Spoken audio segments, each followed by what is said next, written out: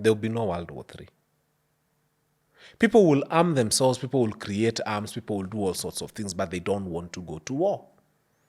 These people are very busy creating beautiful cities and towers and railways. And if you remember the destruction that happened in World War II, these people are not fools. They want a war as long as it's not happening in their own country.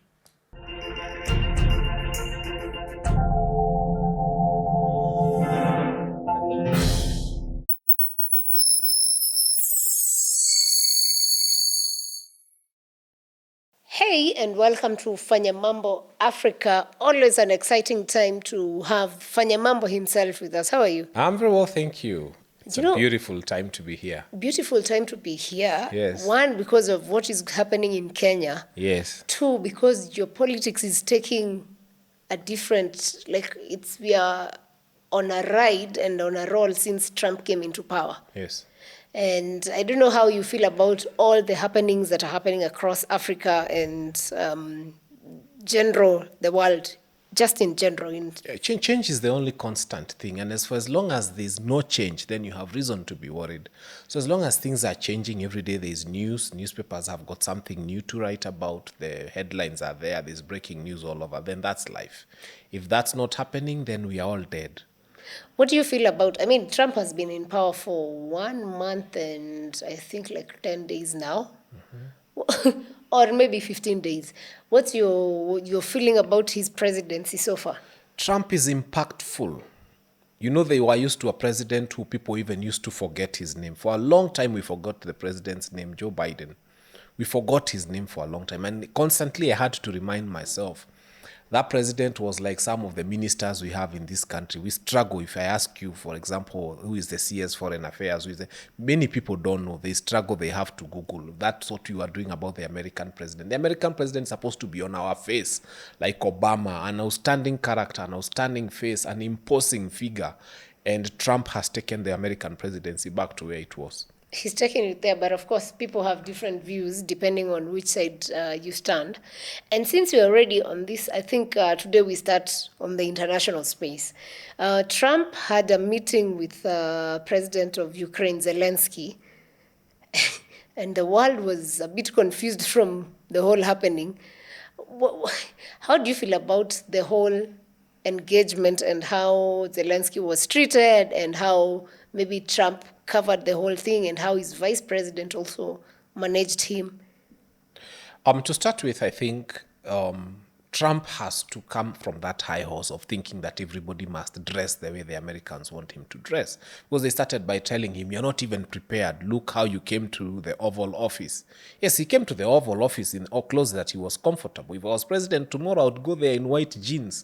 If you don't like it, that's your problem. That's my style. That's what makes me happy. So the world has changed. Trump is in his 70s. Soon we shall have the people who are Gen Zs now, one day will become president, and they won't fancy the tie. The tie will become fashionless very soon. So they started from dressing him down from how he looks because they think that a president should dress in a particular way and he should come looking the way they would want him to look like. Well, shock on you, he didn't come that way. And then the deputy president or the vice president of the United States of America, that was uncalled for. I mean, you don't talk to a president like that. You ask him 1,000 questions and then you don't give him a chance to answer. And when he tries to answer, you interject.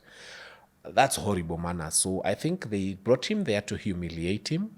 They wanted to show Russia, because they were not doing that for him, they were doing that for Russia.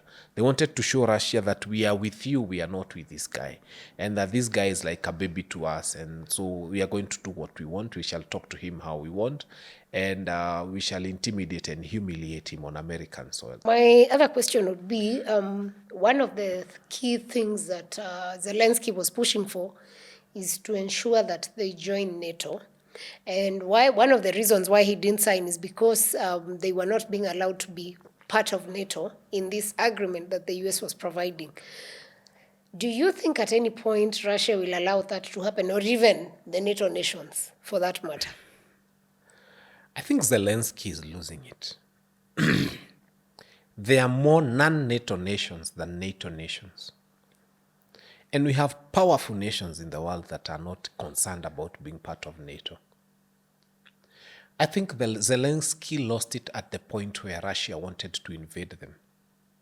Because that would have been the point at which they would have sat down and said, look here, we speak the same language. We are the same people. The biggest mistake, remember, at that time was he was having American bases in his country.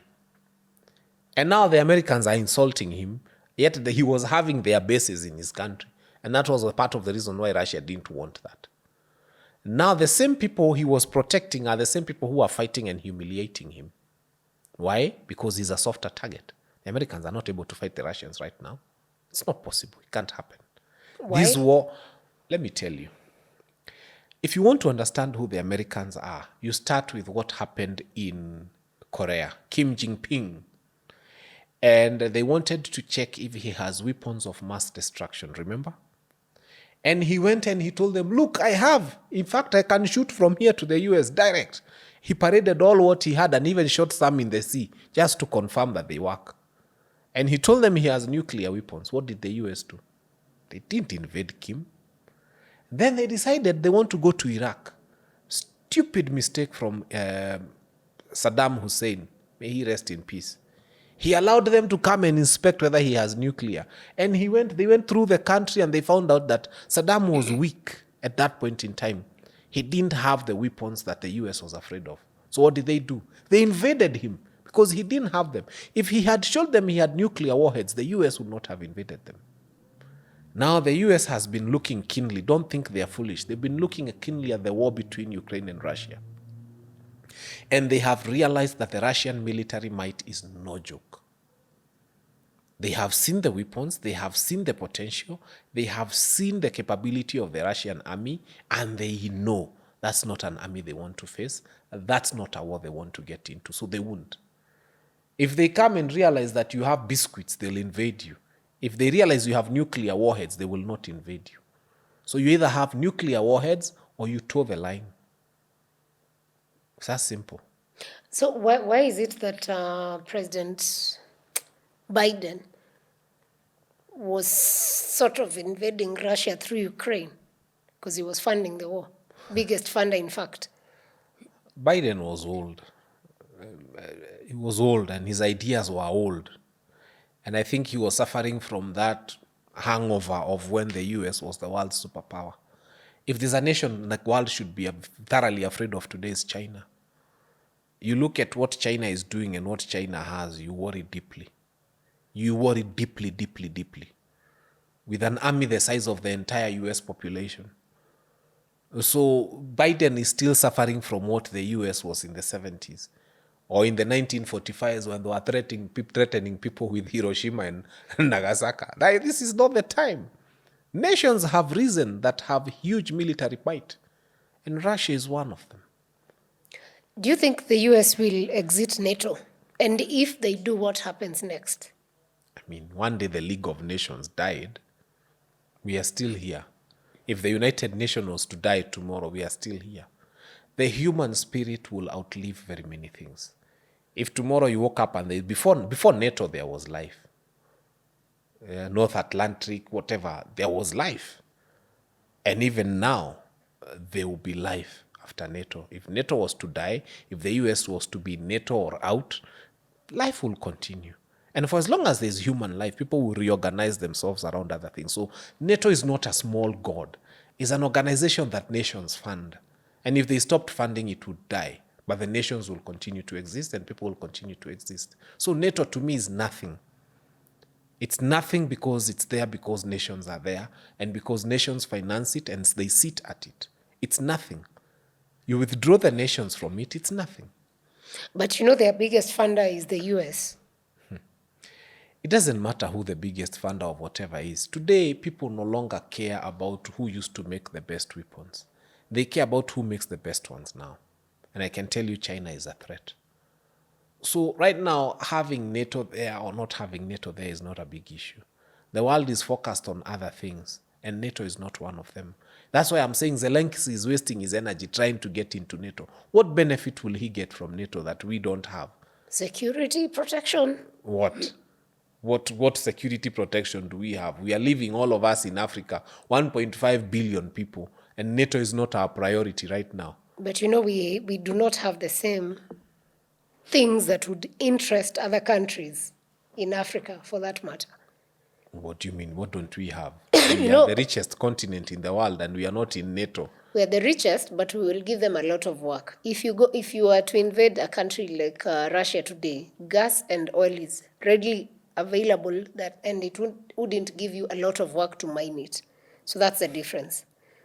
So I feel like Africa is rich, yes, but the idea that they have to go to Congo, get people to dig these minerals, that makes them feel So like someone lied to you that Africa needs gas and oil.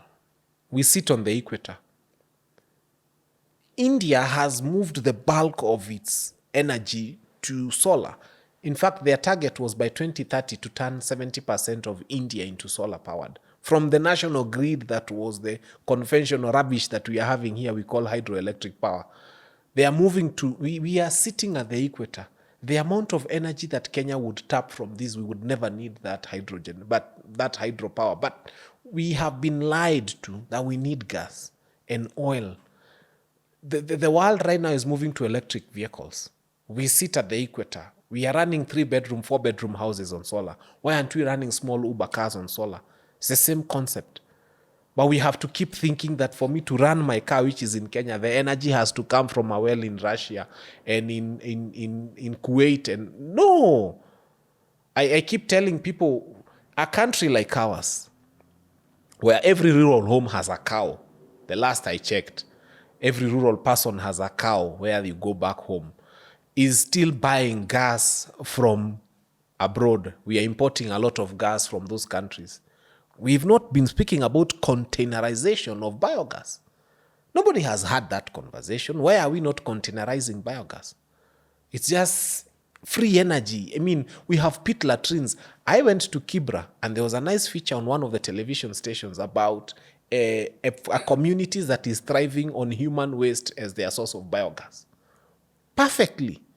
We have a lot of pit latrines in this country. And we are still discussing about gas coming from Russia. No. So we just haven't had leadership. We've had morons occupying positions of leadership. So, from the way this whole idea of this war is happening, do you feel like, okay, not even do you feel, do you think Europe will support Ukraine as they have promised? And do you feel like because how I look at it, I feel like they want to form a new form of quote unquote NATO, a league of nations that can support each other. Or how do you feel Europe will handle this? Because again, they've been called out by Trump so many times. No, they won't support Ukraine, unfortunately. Nations look at interest. Russia buys a lot of gas. Germany buys a lot of gas from Russia. They need Russian gas. Now, those are the people who need that gas, not us. We have our own. We make in our own toilets here. We have a lot of gas. Russia is a big spender in terms of the products. I mean, earns a lot from Europe in terms of. So nobody wants to disenfranchise Russia. Also, their military might is great. And some of those European countries may not have that kind of military might. And nobody wants war right now, I can tell you. Those people have become very comfortable. These days, life, there's AC, life is very comfortable. You only remember it's winter when you go out. It's not like the olden days. And then you want to tell those people to leave that comfort and pick up guns and go to fight. They don't want to fight. So I can tell you, they will edge on the part where their life can be laziest as soon as possible. And they want to live a lazy life and comfortable life. And nobody wants the harsh conditions. So they will go for where conditions are easy. It's called Self-preservation. Self-preservation. They will go for where life is easy. You're saying Europeans are lazy. Well, life has made them lazy. Everybody right now is lazy. I mean, even you right now, given a choice between riding in a vehicle that you just open windows or a vehicle that is very well air-conditioned, you'll go for the very well air-conditioned new vehicle. Yeah, you just switch on the lights and you're good to go. So they will choose the path that is easy, full stop. Easy path. Yeah. And since you're saying maybe the easy path will be more likely, everyone has been speaking about World War III coming from the meeting that Zelensky had with Trump, from the stand that Europe is taking, and all these other countries, whatever is going on. Do you think World War III is happening anytime soon? No. Why? There will be no World War III. People will arm themselves, people will create arms, people will do all sorts of things, but they don't want to go to war. These people are very busy creating beautiful cities and towers and railways. And if you remember the destruction that happened in World War II, these people are not fools. They want a war as long as it's not happening in their own country. The Americans were happy to invade Iraq because the war is happening inside Iraq. The Russians are happy to invade Zelensky because the war is happening in Ukraine. It's not because the minute you realize there's an enemy capable of coming into your own country, you will not fight that war. Because the destruction that comes with war is, and then it brings the minute, for example, if Americans were to discover that America is about to go into a war with a country that is capable of invading the US and making sure that the fight is fought inside the US and on US soil, they'll even impeach their president. They will kick him out. They will remove him by all means because they do not want a war happening in their country. You should see Miami and the beaches and the kind of life who wants to sacrifice that for guns and bullets? People will protect what they have. And that's why the World War III will not happen. Human beings have become lazy. They want content for TikTok and all sorts of things. Nobody wants that. They just want a war. And come back here in Kenya, and they will tell you, we are going, there will be demonstrations.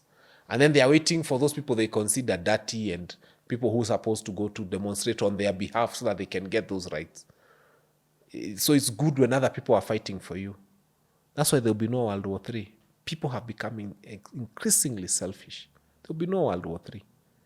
Nobody wants to go there and fight. That's why they are designing weapons that they can control from here.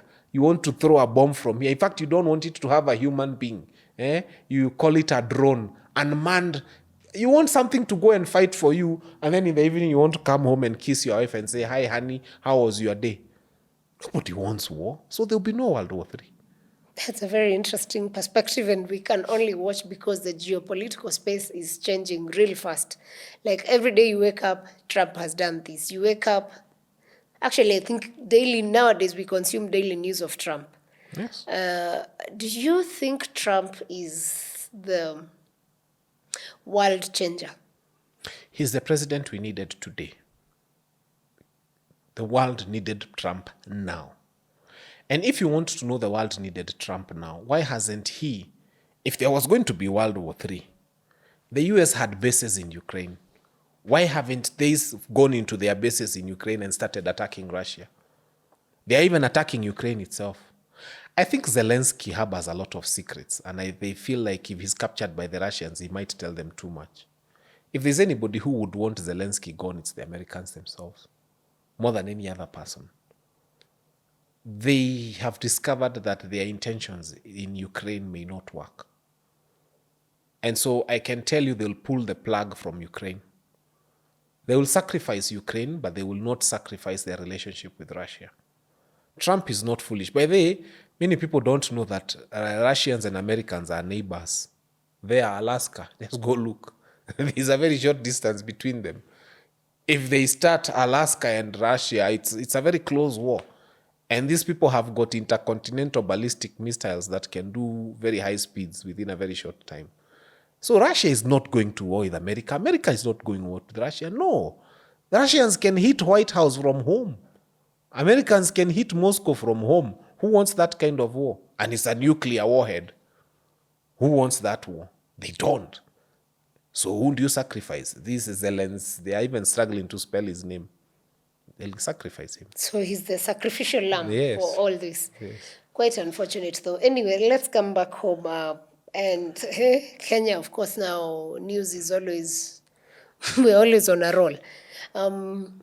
I think I'll start with the latest report from the Auditor General that 2.5% of the money that Kenyans contribute towards SHIF, whatever, goes to a secret account.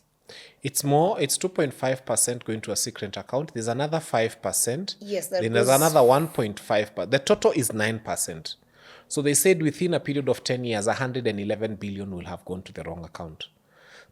Remember, they procured this system unprocedurally for 104 billion. Then they claimed they hadn't done it. But now it has come to light that 104 billion did leave our coffers to go into that shashu that is not working, to buy a software, a system. 104 billion, I think people don't understand what 104 billion is. But it's a lot of money. And that went into buying a system. And then they said the rebranding.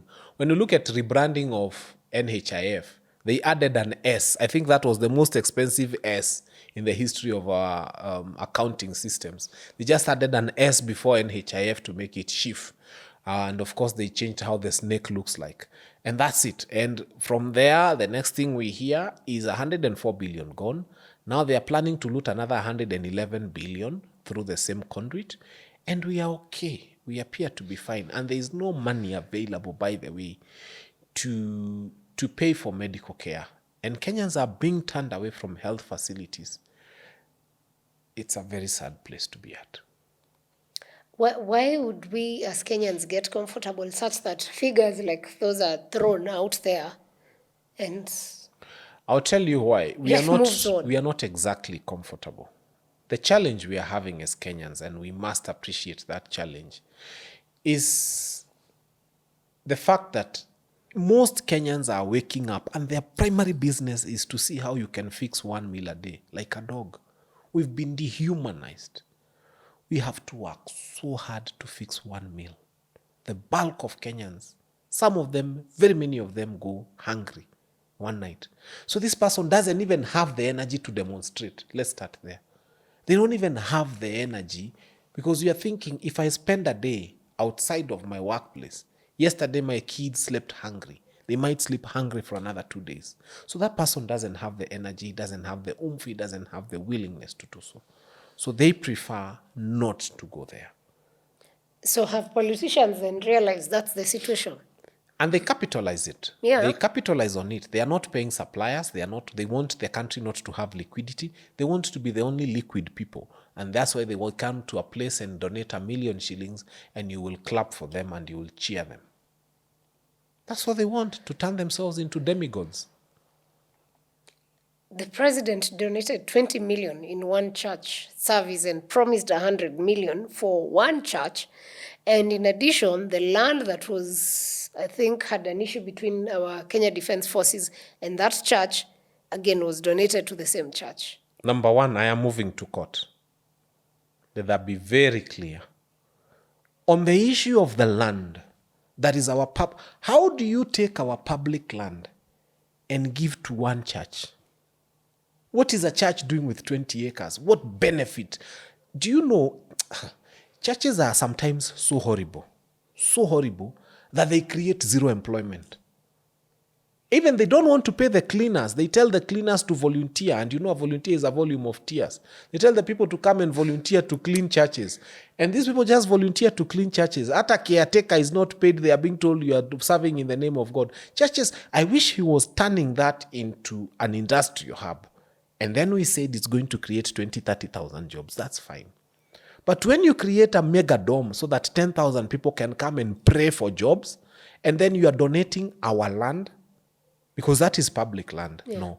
There is a procedure set out for the allocation of public land. And it starts with the National Land Commission. But it's a long procedure, and the president is far from that procedure. We shall not allow that land to go, at least not to that church. If it was being donated to a polytechnic, a school, not a private one, a government polytechnic, a school, an institution, a hospital, even a mental hospital, because we have so many mental cases in our public spaces, especially politicians. Very many of them are mental cases. They should have turned that into a public health facility where we take our politicians to check whether their heads are okay. That's fine. But we cannot donate public land to an individual to run. And some of these churches, you find the pastor's photo there and then the wife. They look like success cards. That's not going to be acceptable. If I don't make it to court early, a Kenyan will. But this is something that must be stopped. Now, the 20 million, Kenyans are languishing. 20 million is the president's salary for 1 year. Yeah, because he's paid 2 million. Okay, 1 point something. 1 point something. So it's a 1 year salary. But what he's donated in the last few months, if you check from when he was telling people that if they go for Christmas, they'll find a road ready by then, it's never been ready until now. I think it was Christmas 2027. He's donated a lot of money, which you want to understand where it's coming from. We've just seen what's happening in the Rift Valley. And we've seen schools where children are sitting outside, others are sitting on stones. It costs $1 million to build a classroom. That was actually in Baringo. Baringo, it costs $1 million to build a classroom. So that would have been 20 classrooms. Classes. And provide so that those children can have a meaningful tomorrow. It is a constitutional provision that the government is mandated to provide education for our people. There is no constitutional provision that the president is mandated to provide churches for people. So that 20 million should have gone to schools. And Pastor Mwai, I have been to that church one time, and he told people he has the highest qualification is BA, born again.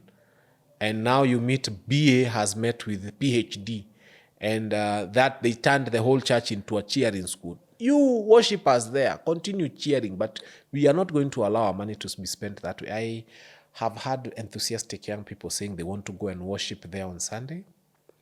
I wish them well in their prayer service as they go to worship there. But I think this process, especially that of donation of that land, must be stopped. Not just, my other question would be, a few months ago when we had the Gen Z demos, the president came out saying no public servant is allowed to donate money in churches or in any of those things. And yet he's the same person coming out to donate the 20 million and saying that the public should not castigate him for giving to God. He's the master Where of do we double draw speak. the line between giving to God and being genuinely sober enough to fix a country? I don't like preaching, but the Bible speaks of beatitudes, and it speaks of who the Lord is close to, and one of them is the afflicted. The afflicted is those children who are sitting on stones. It's not that pastor or bishop who was in a suit and tie. So if you want to give to God, God is found in the poor. Go look for the poor, go look for the needy. That's where you find him. And that's where you go and donate. When you give to those wealthy people building castles so that the sadaka can be more, no, that's not giving to God. When I look back, this church is full of members who really cheered a lot. And when I think about it, I look at it and I'm sure in that congregation there is someone who's gone to hospital where things are not working, or whose kid has been sent home because of school fees, or something that is just not working, or whose form for liver has not applied for an ID because they can't afford the 1,000. What does that mean for us as Kenyans? Because it's us who vote. It's not that the president votes yes, but he doesn't make himself president. Some churches have turned themselves into brainwash centers. You may have seen what our good Pastor Nganga may have done to his followers. Sometimes he really insults them, and then the following day they are still in the same church. Our churches have done a lot of harm to people. A lot of people have gone to churches and they have experienced a lot of humiliation in those churches. Some of these people, I'm sure, were told the president is coming tomorrow, cheer him. They are prepared. This is the brief. I'm going to preach in a manner that will excite. Why didn't he give land to Pastor Lai, by the way? He only gives to those who praise him and say good things about him. He should have started with Pastor Lai. He also needs land.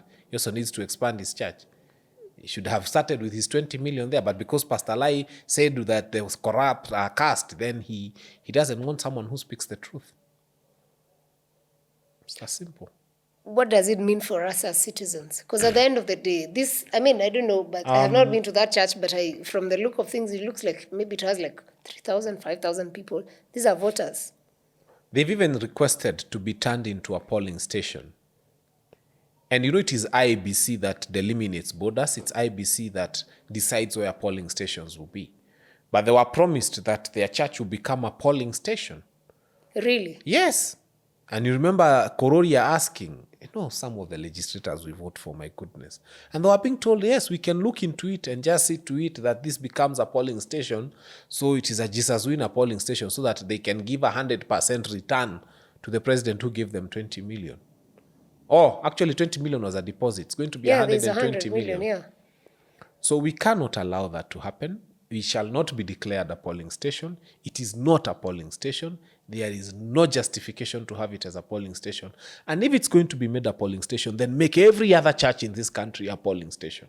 What's sauce for the goose is sauce for the gander. I mean, that's up to what is it, IBC. It's a conversation we shall not let to see the light of day. If they want to turn that into a polling station, then every other church in this country becomes a polling station. Okay.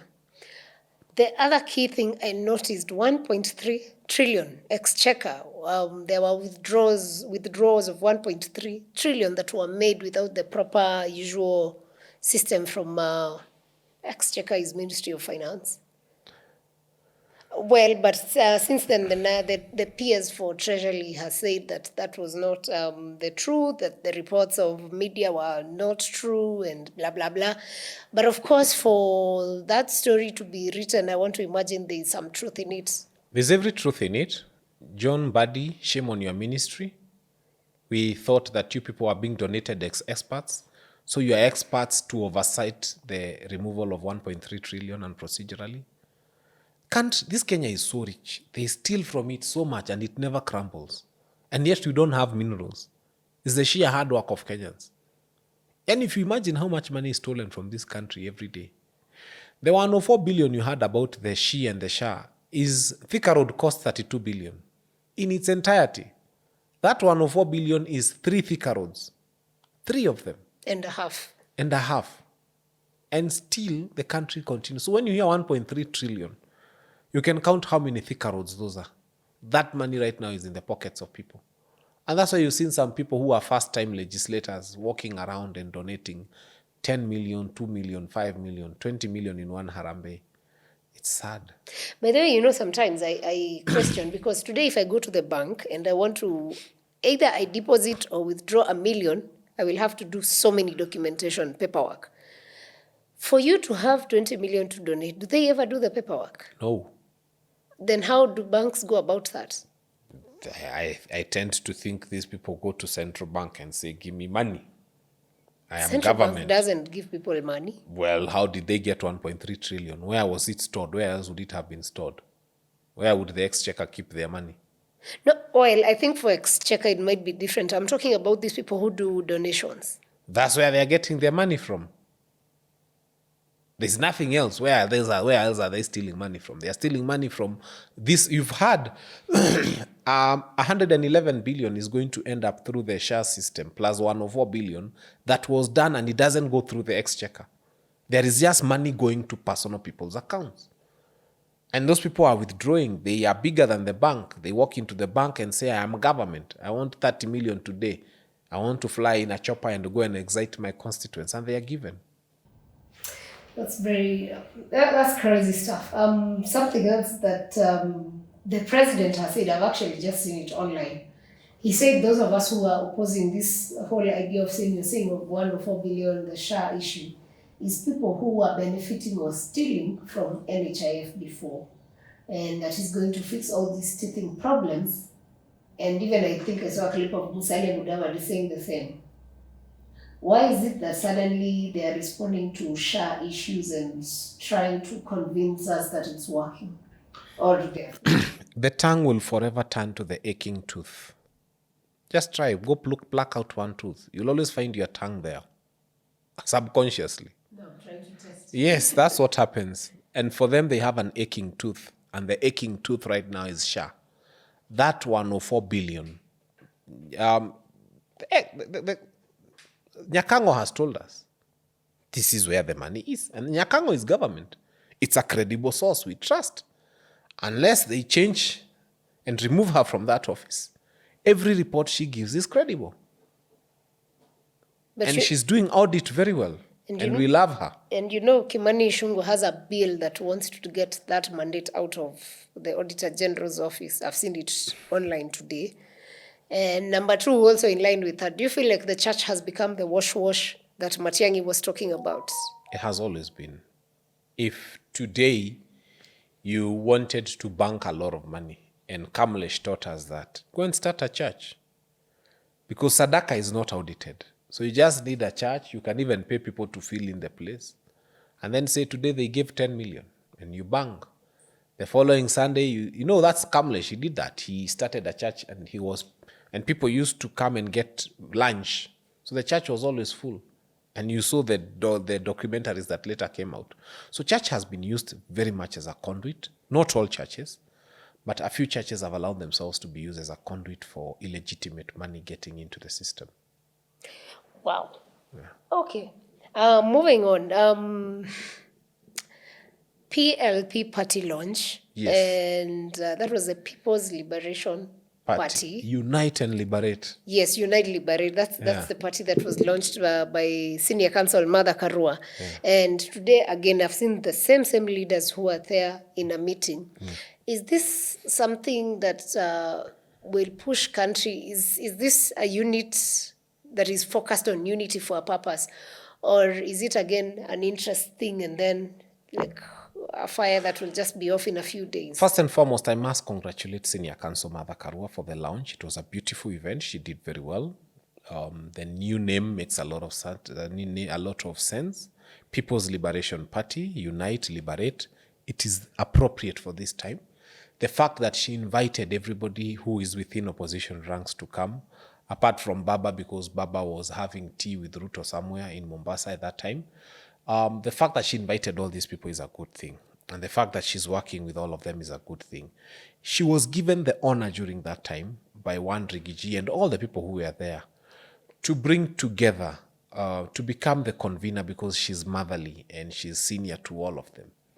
To just bring them together and make sure that the opposition is speaking in one voice and that we shall not have a fragmented opposition going into 2027 because we need to put all the votes in one basket if we have to remove this bad administration. So the fact that that meeting has been convened very early in the day is a very good thing. And I am happy and excited to see that happening. And for sure, it is the best way to go. You think it will hold water? It has held water. For 1 week. You see, let me tell you, politics is optics. And a day in politics is like 1,000 days. The fact that we launched the party last week, I was there. And now there's already a meeting. It shows that whatever the opposition is doing is not going to be disjointed so that we don't have DAPK doing this, another party doing this, another party doing this. This is the right way to go. This is the best way to go. Something else that stood out for me from the convention of Mother launching her party was what Rigathi Gachagua raised, that there's containers of money at DP's office in Karen and in State House. What do you make of that whole statement? And should it be trusted or should it be taken with a pinch of salt? Okay, he knows a lot. He was in government for some time. There is a lot of meetings happening at the DP's house. And anybody who has been there will tell you they have left with money. It's not a secret. And that's why he said we needed to create a schedule, or we needed to create a rate card so that we agree on how long you need to keep me so that you give me 5,000. Because I need to go to another meeting where people in Kenya Kwanza are still lying to us and get another 5,000 and another 5,000. Kenyans need money.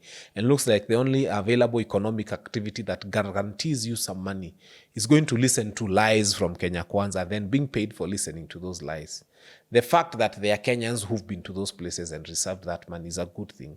And it tells you that money is available. I don't know whether it's in containers or it's in bags. Whatever it is kept in, it's not M-Pesa. They get it in cash. So people can keep getting it.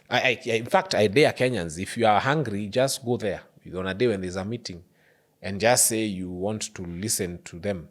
Don't tell them you know it's lies first because they'll deny you the money. Once you can send them an SMS and tell them, I didn't like your lies, but go collect the money wherever it's on offer. You need the money for now. But I've also told people, this money is not so blessed because we know the sources are not so genuine.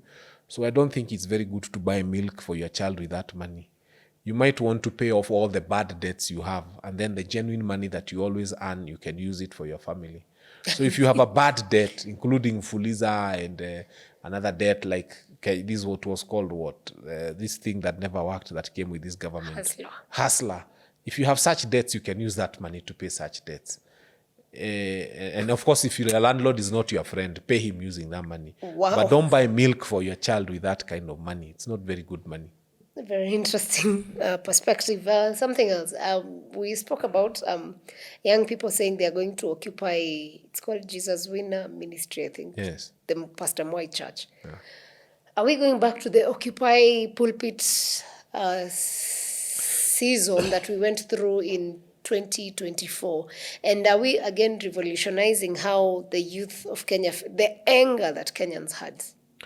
I think Pastor Mwai or Bishop Mwai needs to be thoroughly ashamed. It takes two to tango. Corruption is the giver and the recipient. Why do you allow yourself, if you call yourself a man of God, why do you allow yourself to receive public land? Why? It is He wrong. hasn't said he's receiving yet. No, he didn't refuse. It is wrong, it is wrong, it is wrong, it is wrong. It is ungodly. You cannot tell people that you'll take people to heaven in a church that is built on public land. He must say no to that offer. He must get the right people to advise him. To know that all the other pastors are not foolish. They would have entertained the president and they would have been given prison land or university land or military land or city county land or land that was meant for a mortuary or a cemetery. But they have refused to do that because it is unethical. So as a man of God that you claim to be, refuse because the process is unethical. So are the young people justified to occupy the church? The young people are justified to go there. It is their constitutional right, by the way. The only thing they are not justified to do is to have malicious damage to property. But constitutionally, they are allowed to picket, unarmed, to go there. It's in Article 47 very clearly. Just wake up, go there, carry a white handkerchief, carry water, go there and picket. Go there and say this is wrong.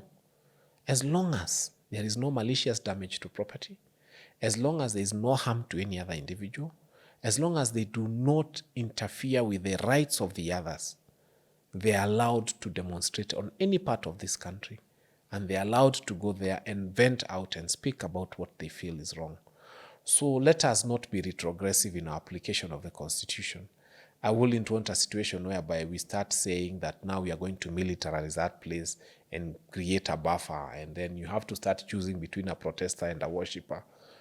I think it's incumbent upon Mwai, the man of God, to go and consult God and ask God if it is right for him to take public land. Wow. Yeah. Very interesting. Your final message to Kenyans? I think my final message to Kenyans is what I've always told them. Eternal vigilance is what we need in this country. Sometimes we take a breath. Sometimes nakaanga chini too. I just want to swallow a glass of water. Then you hear Kenya Kwanza has done something else. Then you wake up. You know, sometimes you work so hard, then you sit, you just want to have lunch. Then before you can have lunch, you hear they've donated 20 million. Before you can even go and swallow water, you hear their children sitting on stones. So it's eternal vigilance. We have to keep this government in check. But again, I keep saying, let us check the limits of our constitutional provisions. Let us not allow ourselves to overstep the mandate. Don't kill anyone. Don't destroy anybody's property. Don't go there armed. Just avail yourself and register your displeasure. And feel free to file even a constitutional petition against things that you feel are not happening in the right way. I think this is how we are supposed to go. Let us be eternally vigilant, but also let us be respectful of each other. Let us be mindful of each other's rights, and let us not overstep our mandate. That's where they say the law is very clear all the time. No, the law is not clear. Let me tell you, allow me to indulge you a bit. When we were in primary school, we were told that 8 minus 20 is not possible. That was primary school until we got to Form 1. And when you get to Form 1, you are told there's something called a number line. And then they start showing you negative numbers and you wonder, how 8 can take away 20. Because at class 8, we were not mature enough to understand what it means, the number line. In Form 1, they introduce you to the number line. What am I saying? When I finished my undergraduate degree in law, we always used to say, the law is very clear. It says this. Until I met the same Professor Githu Muigai at my master's level when I was doing my master's in law, and he told us the law is not clear. So if you are at elementary law level, the law is clear. If you're at master's and PhD level, the law is never clear. But they're always arguing that in court. The law is never clear. That is there. Those are elementary advocates who went and then they got their diploma from Kenya School of Law and they've never tried masters. But the minute you go into a master's class, then you've gone to Form 1 and now you've been introduced to a number line. And you're being told, because your brain was small, we told you 8 cannot take away 20. But now your brain is advanced. 8 can take away 20. When your brain advances in law, the law is not clear. Well, okay. Take 2. The law is not clear. Learned friends. Thank you so much, Fanya Mambo, for coming through today. It's been an amazing, insightful conversation, and I've had so much fun and learning at the same time. I hope you did that too. And of course, we will have you another time because Kenya is always on a roll. Yeah. Now Trump is on, so we're always going to be having a Trumpet. lot of, he's become a trumpet, so always calling us to beautiful conversations all the time. And thank you for watching us to the end. We will catch you on the next episode. See you then. And you know his look-alike Waitito is in jail. Waitito is in jail for real? Yeah. For how long do you think he's going to be there? Because he's crazy. Zile pesa wanamuitisha ako nazo.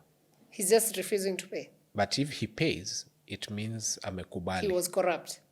And it means then he has gone through a justice system that has adjudged him corrupt. And therefore, he cannot hold public office again. So he will stick there. And because he's so crazy about, so impeachment yake ilikuwa to 2017. So he had counted 10 years, 2027, Waitito is eligible to vie. Oh, so he would rather appeal. That's why he's doing that. But the appeal was denied yesterday or the day before. No, the appeal will be given. What they denied him is bail. Yes. So he wants to appeal and continue fighting so that 2027 ifike, and then now he can vie because 10 years are over since impeachment. He better not be in Kiambu County. So he would rather die but vie. Back to Embakasi, maybe. Anyway, thank you. Oh, guys, that was just an extension.